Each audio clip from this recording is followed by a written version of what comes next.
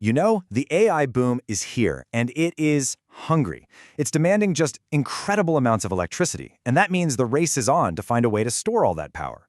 Today, we're going to look at a company that thinks the answer isn't lithium, it's zinc. So let's dive into EOS Energy. But real quick, before we get started, our usual disclaimer. Everything we talk about today is just for educational and informational purposes. It is definitely not financial advice of any kind. All right, let's get into it. So here's what we're going to cover. We'll kick things off with the big problem in the energy world. Then we'll look at EOS's zinc solution. After that, we'll break down what makes them different, see how AI fits into all this, cover the risks you got to know about, and then wrap it all up. Okay, so to really get what EOS is doing, you first have to understand the problem they're up against. And believe me, it is a massive energy dilemma. And when I say massive, I mean it. Just look at this number. Bloomberg New Energy Finance thinks the global energy storage market is going to attract a whopping $660 billion in investment by 2040. This isn't some small niche industry. This is fundamental to our entire energy future. So you see a number like that, and you gotta wonder, right? If there's so much money pouring in, why don't we have this all figured out? What's holding back the technology we're already using? Well, the undisputed king right now is, of course, lithium ion. It's everywhere. But, and this is a big but, it has some serious challenges. For one, the supply chain for stuff like lithium and cobalt is packed into just a handful of countries. And here's the real kicker. Stationary storage is competing for those exact same materials with the electric vehicle industry, which is set to gobble up something like 80% of all lithium-ion batteries by 2030.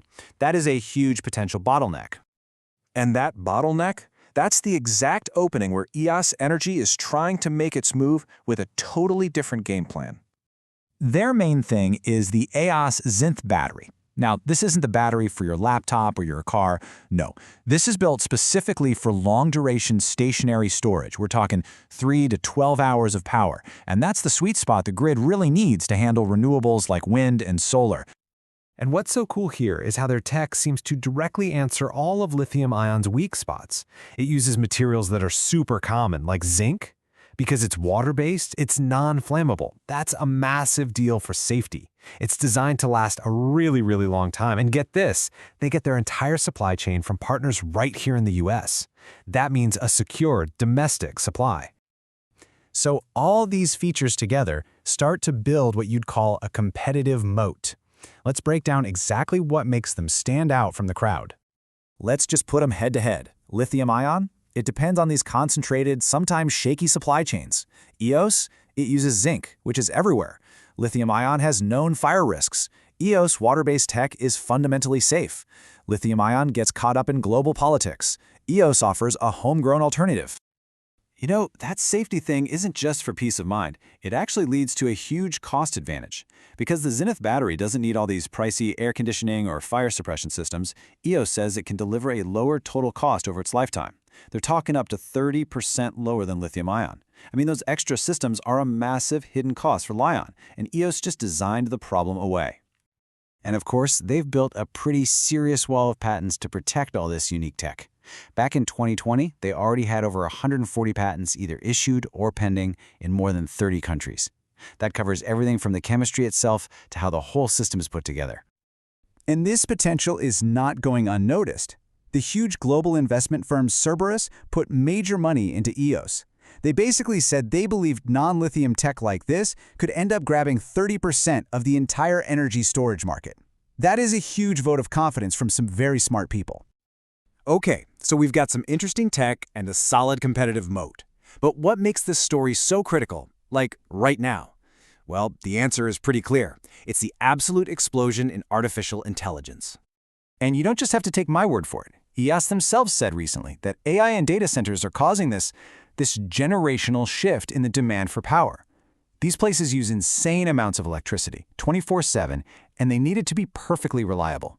This is creating a need for the exact kind of long-duration, scalable storage that EOS is selling. And you can see that demand in their pipeline. EOS is currently in talks for over $9.5 billion worth of potential projects. So this isn't just some theory. It's a real, tangible, multi-billion-dollar pipeline of customers showing interest.